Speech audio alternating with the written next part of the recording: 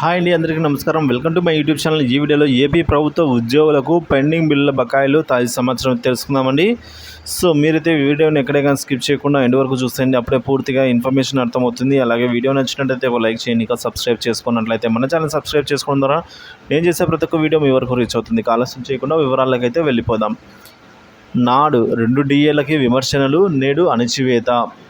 తెదేపా ప్రభుత్వం దిగిపోయే సమయానికి 2 DAలు పెండింగ్లో పెట్టింది. ఆ బకాయిలకే చంద్రబాబు ప్రభుత్వాన్ని విమర్శించాం. తాము అధికారంలోకి వస్తే సకాలంలో DAలు ఇస్తామని వైకాపా నేతలు ప్రకటించారు. మధ్యంతర భృతి 27% ఇచ్చి ఫిట్మెంట్ను 23% తగ్గించేశారు.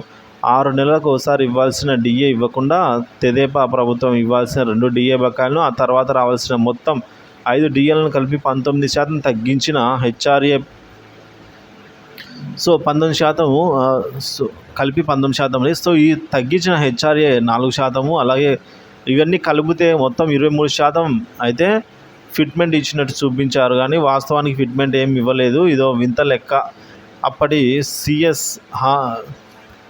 సిఎస్ సమీర్ శర్మ ఆర్థిక శాఖ అధికారులు దీన్ని అయితే తీసుకొని వచ్చారు.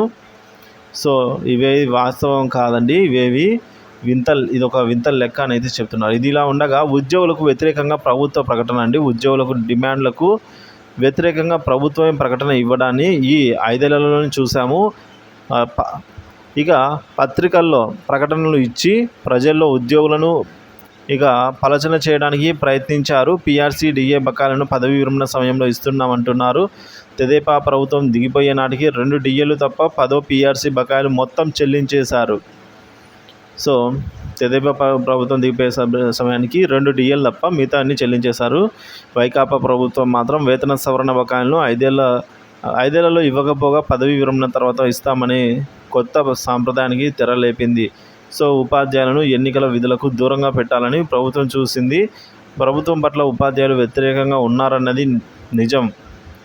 వారితో మరుగుదొడ్లు ఫోటోలు, నాడు నేడు పనులు, మధ్యాహ్నం భోజనాల ఫోటోలు ఇలాంటివి తీయడం లాంటి బోధనేతర పనులు కూడా చేయించింది.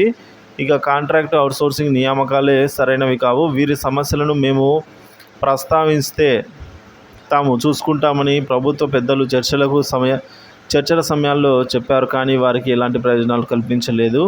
సో ఉద్యోగ సంఘాల గుర్తింపును రాజకీయంగా మార్చేశారు. RTCలో YSR సంఘానికి అయితే గుర్తింపునిచ్చారు అని అయితే చెప్తూ ఉన్నారు. సో దీనిపై మీ అభిప్రాయాన్ని అయితే తెలియజేయండి. సో ప్రభుత్వ ఉద్యోగం సంబంధించిన పెండింగ్ బకాయిల తాజా సమాచారం అయితే ఇలా ఉంది. వీడియో నచ్చినట్లయితే లైక్ చేయండి, షేర్ చేయండి. ఇలాంటి ఇన్ఫర్మేటివ్ వీడియోస్ కోసం మన ఛానల్ సబ్స్క్రైబ్ చేసుకోండి. Thank you for watching this video.